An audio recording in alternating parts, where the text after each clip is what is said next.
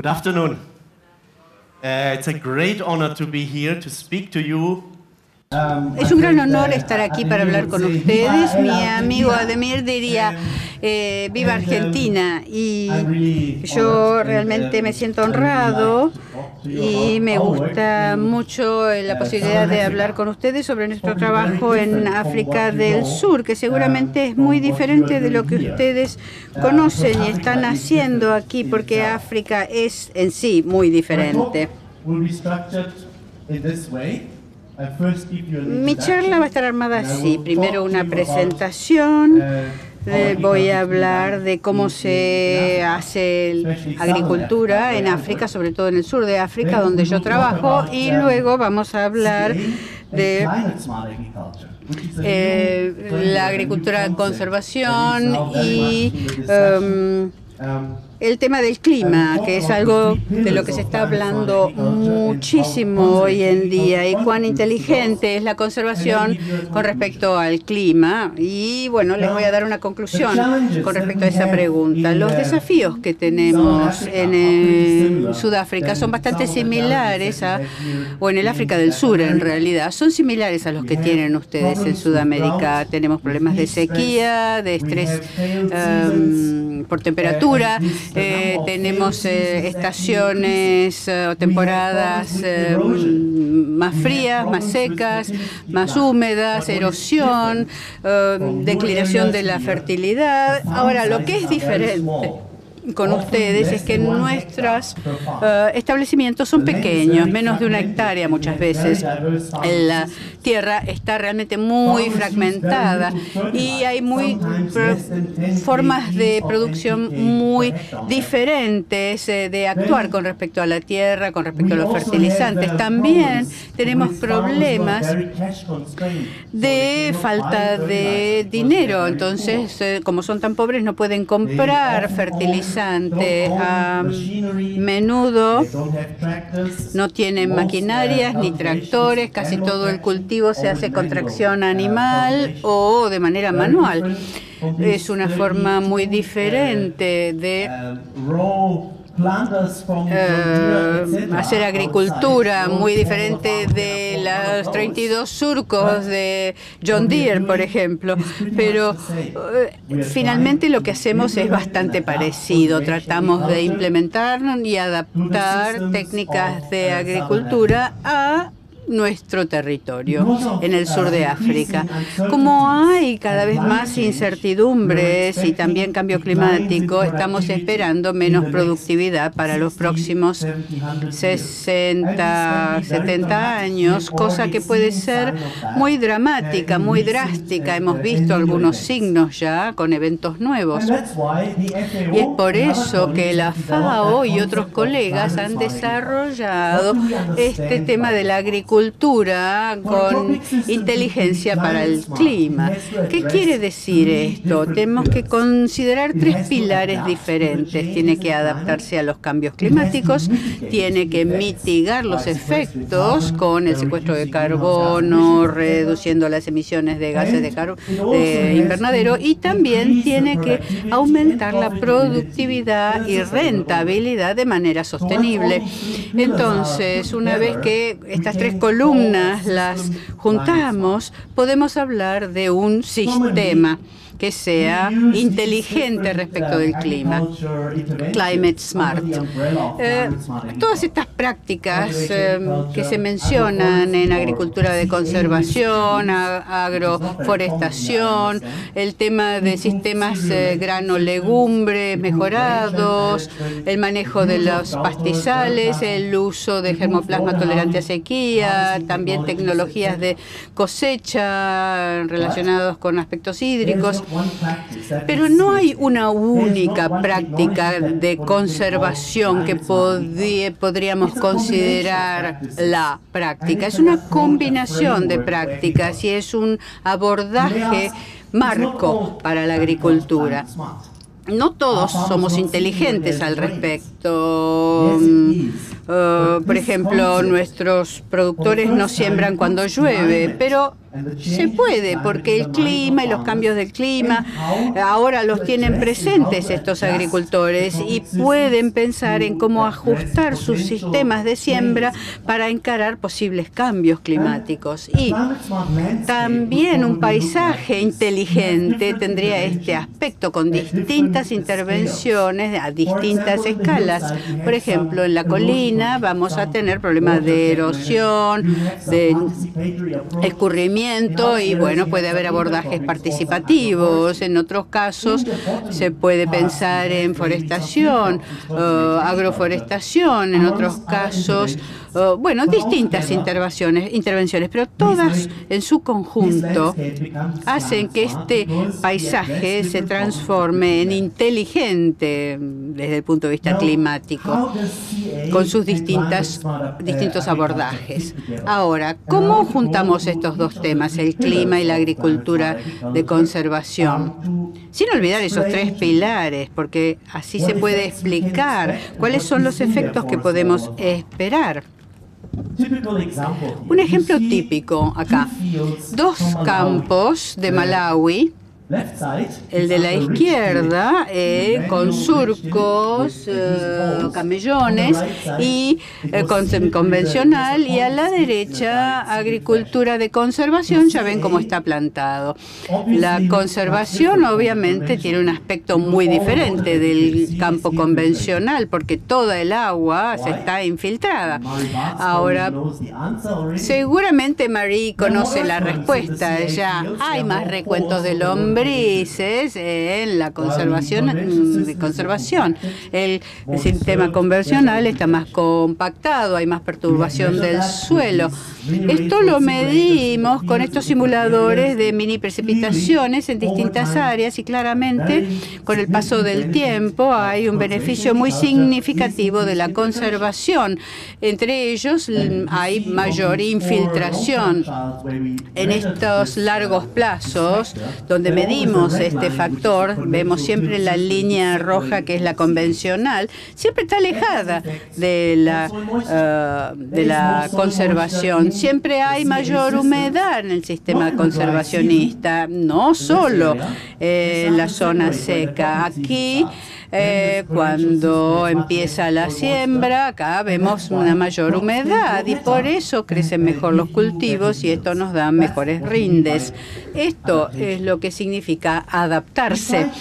Cuando tratamos de medir los efectos de la sequía, y como es tan difícil hacerlo en un ambiente natural, usamos estas especies de refugios que pusimos en grandes zonas de los campos en periodos, lapsos fijos, para asegurarnos de que ahí no haya caída de agua, que haya sequía. Y la sorpresa fue que hubo efectos en ambos sistemas, convencional y conservacionista. Por ejemplo, el florecimiento medio, véanlo allí. Y el año pasado tuvimos un año El Niño y uno puede preguntarse qué pasó acá. ¿Se olvidaron de fertilizar? ¿Qué pasó acá? No. Se plantó el mismo día, se recibió la misma fertilización, la misma variedad, el mismo manejo, pero uno es conservacionista, el otro es convencional. Entonces calculamos la respuesta a El Niño en este último año y encontramos que hay un beneficio de rinde de 30 a 60% con la AC, pero si combinamos con alguna otra tecnología, por ejemplo, maíz tolerante a la sequía, mejoramos todavía más, un 80% estamos hablando.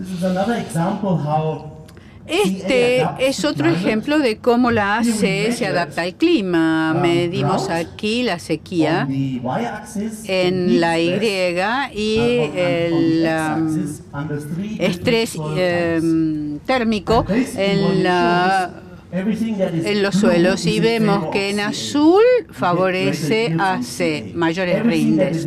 Todo lo que es más naranja es mayor beneficio con la convencional. Dicho esto, simplemente para que ustedes vean el primer gráfico, con baja arcilla, El estrés térmico, vean lo que hace la AC.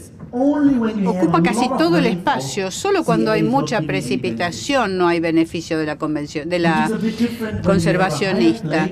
Diferente cuando hay más contenido de arcilla, pero de todos modos vean que la AC responde muy bien al estrés del calor y también a la sequía en casi todos los casos. Vamos a la siguiente columna, un tema espinoso, mitigar en el sur de África. Entiendo que no tanto en Argentina o Brasil, pero sí para nosotros la mitigación. Sabemos que podemos reducir combustibles fósiles si usamos esto que estamos viendo acá, pero ¿y cuando usamos animales, qué estamos reduciendo? Sabemos que podemos aplicar insumos con mayor precisión. Con la AC podemos mitigar entonces también algunos de esos efectos y podemos tener una reducción del CO2, pero también tener aumentos en óxidos nítricos, pero en realidad sabemos bastante poco, porque hay muy pocos estudios sobre emisiones de gases invernadero en África. 16, 17 estudios en todo el continente africano, muy poco. Secuestro de carbono. A menudo se habla demasiado del secuestro de carbono en el contexto de la AC en África. Tal vez para Argentina no, pero para nosotros sí. Los datos muchas veces no son concluyentes. Tenemos un aumento del carbono y acá en el largo plazo tenemos un aumento del carbono con algunos tratamientos. Sí, es verdad, pero en otros estudios no se ve ningún efecto. Y esto, a menudo vemos una acumulación de carbono en los primeros 30 centímetros, pero en profundidad nada. El secuestro de carbono es un proceso muy lento, lo acaban de decir, y no tenemos datos de largo plazo. Y finalmente el aumento del carbono depende mucho de lo agroecológico y de la biomasa que se agregue. Entonces, hay otra columna de la que quiero hablar, que es la de la producción sostenible. Estos son datos de estudios que venimos haciendo desde hace muchos años en Zambia, y en las primeras 3 temporadas no hay gran diferencia, pero a partir de la tercera campaña, estamos viendo una tendencia en aumento de los rindes que se ha mantenido. El año pasado, bueno, fue un año del Niño y por eso fue tan bajo el rendimiento. Aquí vemos un beneficio de 80% en términos de rinde cuando decimos agricultura de conservación. Aquí tenemos la agricultura de conservación y la convencional, pero la mayoría de los puntos que están por encima de la línea 1.1 son un beneficio para la agricultura de conservación. Los que están por debajo están a favor de la agricultura convencional. Vemos claramente aquí lo que sucede. Esto también se aplica a las leguminosas. En cuanto a la combinación de tecnologías, sí podemos mejorar los rindes utilizando los principios de la agricultura de conservación, pero el mayor beneficio lo obtenemos cuando pasamos de una variedad tradicional a un híbrido mejorado con fertilizante en agricultura conservacionista. Estos son los beneficios que podemos lograr con un buen manejo, que son enormes. Un beneficio clave para los productores en África es la reducción en la mano de obra necesaria. Miren esta niña, esta mujer con un bebé en la espalda que tiene que crear estos camellones todos los años, mueve 420 toneladas de tierra y tiene que trabajar entre 35 y 45 días para hacer ese trabajo. ¿No hay otras cosas mejores que hacer que cavar la tierra o cavar camellones? Hay una forma más eficiente de usar ese tiempo con seguridad. Además, el control de las malezas también es un tema importante y esto se podría mejorar con el uso de herbicidas, y aquí hemos tratado de llevar estas tecnologías a África. Los beneficios netos aumentan con la agricultura conservacionista, como lo vemos en los dos gráficos, en los sistemas manuales y en los mecanizados. Y finalmente, quiero resumir un poco todo lo que estuve diciendo. El potencial de adaptación de la agricultura conservacionista es muy alto cuando pasamos de esto a esto otro. El potencial de adaptación es alto porque este tipo de agricultura conserva la humedad del suelo, mejora la infiltración y reduce la variabilidad climática y mantiene la humedad en el suelo. El potencial para mitigar todavía no se conoce, sabemos muy poco respecto al secuestro de carbono, no hay muchos datos al respecto, especialmente faltan datos de largo plazo. Y además vemos un secuestro limitado por la larga temporada seca que tenemos, por las pasturas, por los incendios, la rápida descomposición, las termitas y muchos otros factores que hacen que haya una menor secuestro de carbono. Cuando hablamos de productividad, sí, un aumento después de 2 a 5 años, pero no inmediatamente. Inmediatamente lo que vemos son beneficios netos económicos para los productores que adoptan este tipo de agricultura, porque se reduce la mano de obra necesaria, especialmente para sembrar y para el control de malezas. Esto es lo que les gusta mucho a los productores. Estos son los resultados a largo plazo. Estos son modelos. En el modelado vemos que esta agricultura conservacionista reduce la reducción del rinde en años de sequía. En resumen, este tipo de agricultura se adapta muy bien a un clima cambiante, mejora la rentabilidad, la productividad, pero necesitamos más evidencia con respecto a lo que hace en el área de la mitigación. Si quieren leer un poco más sobre el tema de mi presentación, acabamos de publicar ese trabajo cuyo título es ¿En qué medida es inteligente la agricultura conservacionista? ¿Cuál es su potencial para mejorar la adaptación, la mitigación y la productividad para los pequeños productores en África del Sur? Muchas gracias.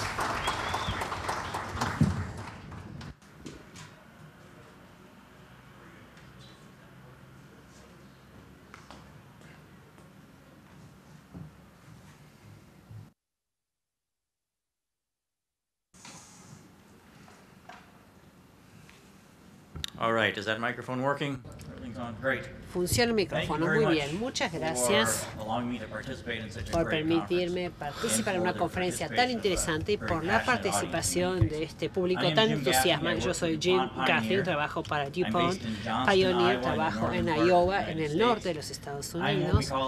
Yo soy lo que yo llamo un líder en la relación con el organismo regulador y mi función es tomar la tecnología semillas genéticamente modificadas y encontrar el camino por el laberinto regulatorio global para que estos nuevos productos lleguen a las manos de los productores. Voy a empezar dándoles un poco de información sobre mí mismo. Voy a hablar de América del Norte, la agricultura allí, la sustentabilidad, la agricultura de América del Sur y después voy a hablar de algunas nuevas tecnologías que creemos van a lograr un impacto de diferencia a largo plazo. Para empezar, yo crecí en un establecimiento productor en el norte de los Estados Unidos, maíz, soja y algún otro cultivo. Una vez llegó una mujer del sur, muy joven, éramos muy jóvenes cuando nos casamos, y fue muy interesante comparar y contrastar dos sistemas agrícolas muy diferentes. En mi establecimiento familiar, en el norte de los Estados Unidos, teníamos todos los insumos disponibles.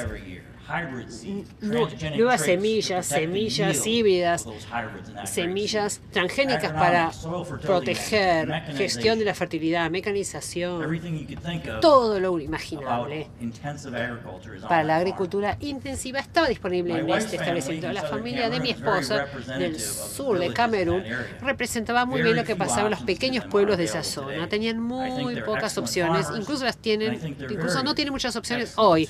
Son agricultores excelentes y son muy buenos manejando el riesgo porque no les queda otro remedio.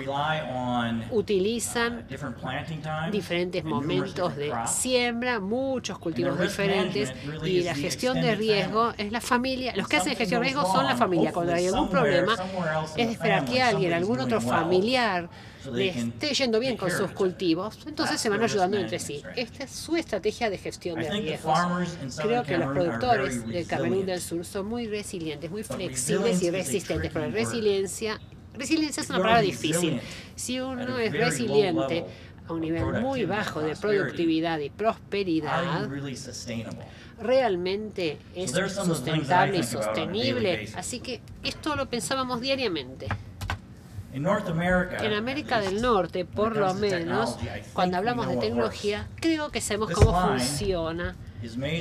Esta línea era producción de maíz en los Estados Unidos desde 1860. Desde 1860 hasta 1926, en 1930 hubo un aumento muy limitado en la productividad de maíz por acre en los Estados Unidos. En 1936, Henry Wallace empezó a vender maíz híbrido y a partir de allí la curva empezó a crecer. Y con la combinación de híbridos y un buen manejo agronómico que mejoraba todos los años, y después con las nuevas técnicas de mejoramiento genético para que los híbridos fueran cada vez más eficientes, después de eso la biotecnología para proteger el rinde de estos híbridos, el rinde siguió creciendo año tras año. En 2016 en los Estados Unidos establecimos un récord en la producción de maíz, 11 millones de toneladas por hectárea para todos los Estados Unidos. El establecimiento donde yo crecí daba 14 millones por hectárea ya en 2016. Entonces la pregunta es, bueno, esto es una excelente productividad, pero la pregunta es, ¿esto es sostenible? Si escucharon a José Graziano da Silva, que es brasilero, es el director general de la FAO, y él dice lo siguiente, esto está en el sitio web, si quieren ver el sitio web, dice: la intensificación masiva de la agricultura está aumentando la deforestación, la escasez de agua, el agotamiento del suelo y los niveles de emisiones de gases de efecto invernadero. Y él dice, si bien utilizamos una agricultura más intensiva para producir más alimentos, esto tiene alto costo para el medio ambiente. Mi próxima pregunta sería, ¿esto realmente es cierto? Si esto es cierto, me siento muy mal con respecto a mí mismo. Yo crecí en un establecimiento que todavía sigue siendo de nuestra familia, utilizamos agricultura intensiva. Yo trabajo para una empresa que está trabajando para intensificar la agricultura día tras día. Y al mismo tiempo, si pensamos en el establecimiento familiar de Camerún, de mi esposa, también trabajo con mi esposa y los miembros de la familia para encontrar formas de intensificar el sistema en este establecimiento en Camerún. Entonces, si esto es cierto, estoy en serios problemas. Todos estamos en problemas, sí. Así que quisiera hablar un poco más sobre esto. En primer lugar, debemos comprender qué es agricultura sostenible. Aquí no soy una experta en el tema, pero estuve leyendo material sobre el tema y trato de seguir actualizándome. Hay 3 pilares de la agricultura conservacionista, pero hay 4 pilares en la agricultura sostenible. Productividad.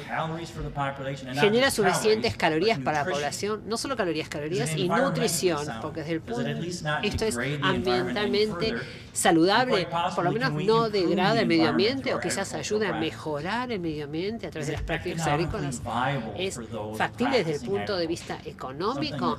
A veces esto no se considera, no se tiene en cuenta, y es una actividad socialmente responsable frente a la población. Entonces, se han hecho estudios muy interesantes en el mundo académico en los últimos años. Se hicieron estudios muy precisos, hay trabajos publicados en journals y publicaciones científicas, y se demostró que manejar un cultivo para una producción óptica producción óptima, se logra secuestrar CO2 al suelo, se aumenta el carbono orgánico del suelo, se utilizan de manera eficiente los insumos, se mejora la calidad del suelo y la salud del suelo. Hay un estudio realizado por un grupo de climatólogos y ambientalistas que estudiaron diferentes regiones del mundo para ver si las regiones aportaban o ayudaban a mitigar el clima. Y encontraron dos áreas donde la emisión de gases de efecto invernadero netos eran negativas. América del Norte y el norte de Asia. Pero el norte de Asia no se producen muchos alimentos ni se exportan muchos alimentos de allí. Entonces, gran parte de esta información se refiere a la agricultura en América del Norte o en Estados Unidos. ¿Cómo se relaciona esto con la labranza cero que se utiliza en América del Sur? La sostenibilidad. Ahí tenemos un estudio de 2009. El impacto de la siembra directa en Argentina. Aumentan los ingresos brutos de los productores argentinos. No me acuerdo si esto consideró un periodo de 5 o de 10 años, pero aproximadamente se redujeron los costos para los productores argentinos. Este es el pilar de la sostenibilidad, la factibilidad económica. Además, una reducción en los gastos de los consumidores en alimentos en todo el mundo en $17.000 millones. Creo que esto es ser socialmente responsable, es algo sostenible. ¿Qué pasa con respecto al medio ambiente que no está mencionado en esta diapositiva? Veamos lo que pasó en Brasil. Antes, uno de los oradores mostró cómo la siembra directa ayudaba al suelo y al medio ambiente.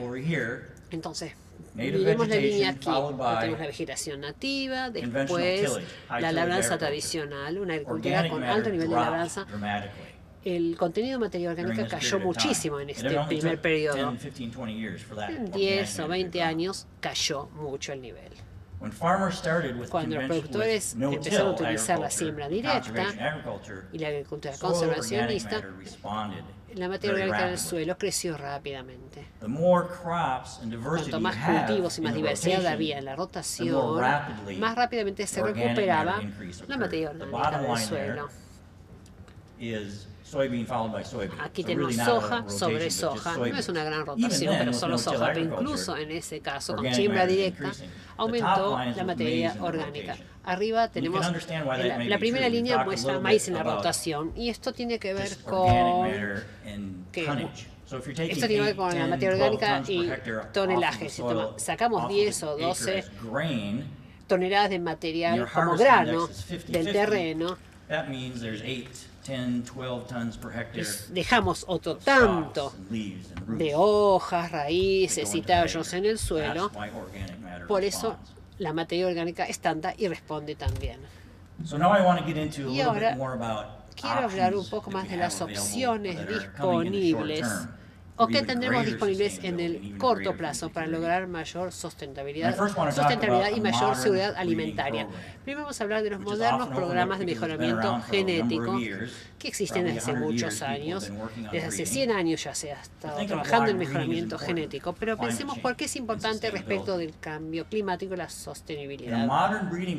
En un programa de mejoramiento genético moderno, las variantes y los híbridos se prueban cada año en el entorno en el cual se utilizarán.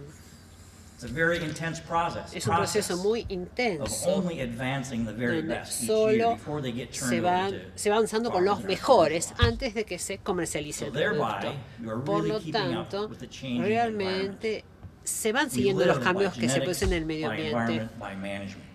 Vivimos y sobrevivimos teniendo en cuenta la genética, el medio ambiente. Eso pasa en un programa de mejoramiento genético. Piensen en un productor en África que se esté utilizando una variedad de semilla de hace 30 a 40 años. Una semilla que fue diseñada por un entorno que ya no existe. Estas son las razones por las cuales los productores en África no tienen tan buenos resultados. En el pueblo donde vive mi esposa, la cassava es un cultivo muy importante. Así, el maíz fue un regalo de los incas al mundo. La mandioca fue un regalo también de este continente África, un regalo de África para el mundo. Le pregunté a mi esposa, ¿cuándo apareció la última variedad de mandioca en ese pueblo? Y ella dijo, nunca hay una nueva variedad. Simplemente cortamos un pedacito de la raíz y volvemos a plantar la misma. No hay una nueva mandioca en ningún momento. De esa manera no se sigue el ritmo del cambio climático. Los programas modernos de mejoramiento genético les permiten a los productores tener semillas adaptadas a los cambios climáticos. Otra área donde estamos trabajando con gran intensidad en DuPont Pioneer es la agricultura de precisión. La agricultura de precisión es una forma de ayudar a lograr un equilibrio entre los insumos y una mayor producción. Aplicamos los insumos en el momento en que el cultivo los necesita. Y allí nos ayuda la agricultura de producción. Antes de empezar a pensar en esta diapositiva, esta presentación ya tenía esta diapositiva y recién ayer empecé a mirar esta diapositiva. La diapositiva de la izquierda seguramente no se aplique mucho a las zonas tropicales porque ahí tenemos maíz en un campo donde, nieve en un campo donde había maíz. Después tenemos, en la siguiente diapositiva, tenemos el maíz. Bien a la derecha tenemos los tallos de maíz que no han sido cosechados, o sea, esto es siembra directa. Es importante tener el suelo cubierto. En el caso del cultivo de maíz que se quitó y ahora tenemos la nieve, es importante dejar estos tallos para evitar la erosión. Esto es importante para el norte, donde hay nieve, después para la erosión. Otra vez la agricultura de precisión nos ayuda a lograr un equilibrio entre las necesidades del cultivo y los aportes, para que no se desperdicien nutrientes. Ponemos nitrógeno y ponemos potasio a medida que los cultivos lo necesitan. Otra área en la que trabajamos en DuPont es la biofortificación del sorgo.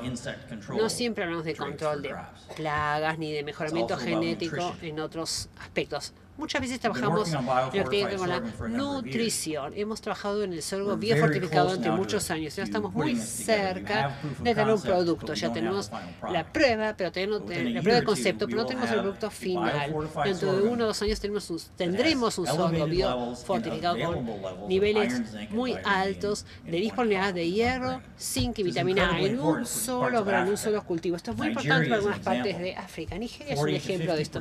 Del 40 al 50% de los niños de Nigeria tienen una deficiencia en micronutrientes. Nosotros creemos que el sorgo biofortificado hará una diferencia aquí, porque no exige un cambio de conducta. Allí se consume el sorgo de forma diaria y en este caso simplemente estarán ingiriendo un sorgo con más nutrientes y creo que esto será muy positivo. La última tecnología de la cual quiero hablar es CRISPR-Cas. Quizás hayan escuchado hablar de esto y lo consideramos una tecnología de mejoramiento genético eficiente que permite desarrollar soluciones especializadas para los productores y de esta manera las soluciones llegan más rápidamente a las manos de los productores. Imagínense que son un obtentor, no un obtentor de maíz o de sorgo, de lo que sea, sino que tienen una planta muy saludable que da un rinde maravilloso bajo condiciones perfectas. Pero en cuanto hay un problema de enfermedad, esa planta, chao, es muy susceptible. Por otro lado, imaginen que tienen una planta muy enferma, resistente, pero que no tiene buen rinde, en buenas condiciones. Ustedes quieren juntarlas, tener lo mejor de los dos mundos. En un abordaje tradicional hay que cruzarlos muchas veces para llegar a esa planta perfecta que tenga alto rinde y sea resistente a la enfermedad, porque en el primer cruce se mezclan muchos genes y no necesariamente todos los que uno quería, pero se juntan igual, porque esto es lo que se hace cuando se obtiene una nueva variedad. Ahora, cuando podemos hacer edición genética o génica usando el CRISPR-Cas, esta planta de alto resultado va a obtener también la resistencia y va a evitar unos cuantos de los cruces, de los ciclos que había que hacer. Y en un par de años nada más se puede obtener una planta de alta resistencia y alto rinde. Esto es el potencial de CRISPR-Cas y es lo que estamos trabajando hoy en día a pie juntillas y esperamos traer esta tecnología en poco tiempo al mercado. Hablaba de por qué es importante llevar más rápidamente los productos a los productores. Es algo en lo que nos enfocamos en DuPont Pioneer, pero también les quiero decir otra razón por la cual esto es importante. La Cowpea en Nigeria. Esto se basa en un estudio que salió publicado hace una semana. Se llama Beneficios olvidados de mejorar los cultivos en el sur del África.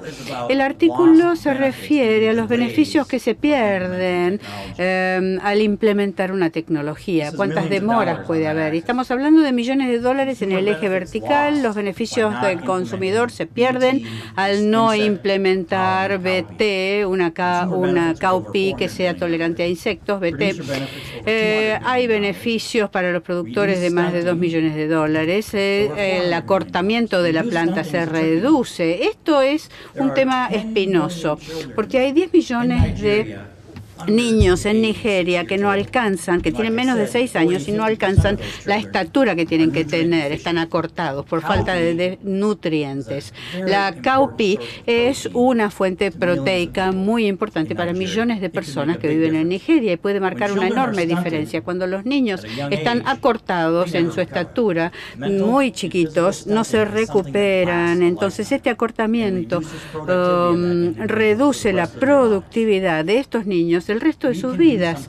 Y nosotros podemos hacer algo al respecto, pero la política tiene que cambiar para permitir que este tipo de tecnología se implante y marque una diferencia. Tenemos unos antecedentes excelentes en todo el mundo con características transgénicas de seguridad maravillosas. Sin embargo, la deficiencia de micronutrientes sigue siendo un problema en muchos lugares del mundo, cuando nosotros podemos solucionarlo.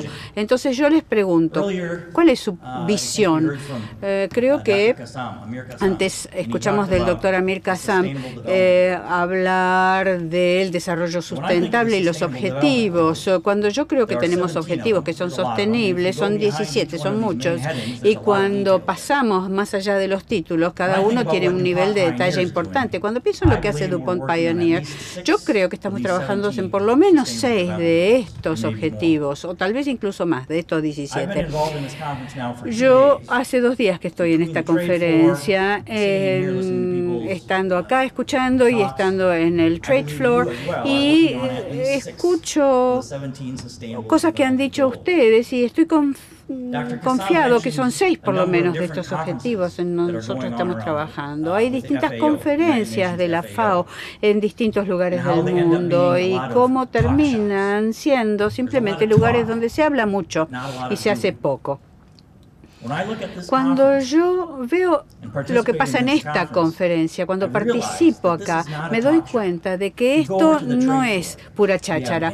Si vamos al trade show, vamos a ver que ahí está la industria, los académicos, los investigadores y también los proveedores, los productores, todos trabajando mano a mano, todos juntos. Así que les agradezco muchísimo que me hayan permitido ser parte de esta conferencia.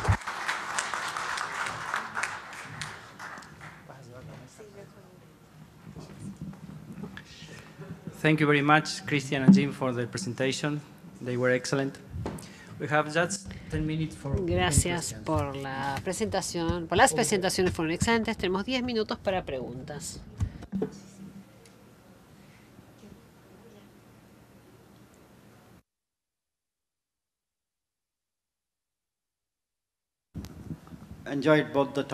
Disfruté mucho ambas presentaciones. Tengo para el doctor Caffrey una pregunta. Hablaba de si son sostenibles o no los sistemas de alta producción. Yo supongo que me perdí porque no se contestó esa parte. ¿Puede ser? Sí, muchas gracias.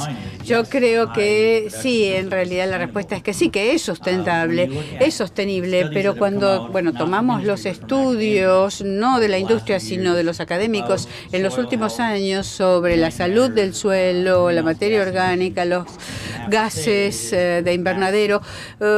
Hay que decir que manejar un cultivo para obtener máxima productividad es probablemente lo que sea más sostenible, porque cuando ponemos mucha materia vegetal en el suelo, no digo que el sistema sea perfecto, hay desafíos, hay movimiento de nitrógeno, de fósforo, y también hay áreas en Norteamérica que tienen problemas de erosión, o sea que el sistema no está perfecto todavía, pero me parece que es el sistema más sostenible, en particular si pensamos en esas 4 columnas de la sustentabilidad.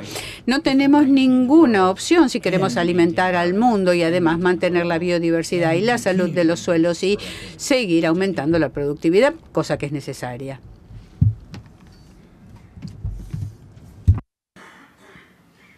Any question?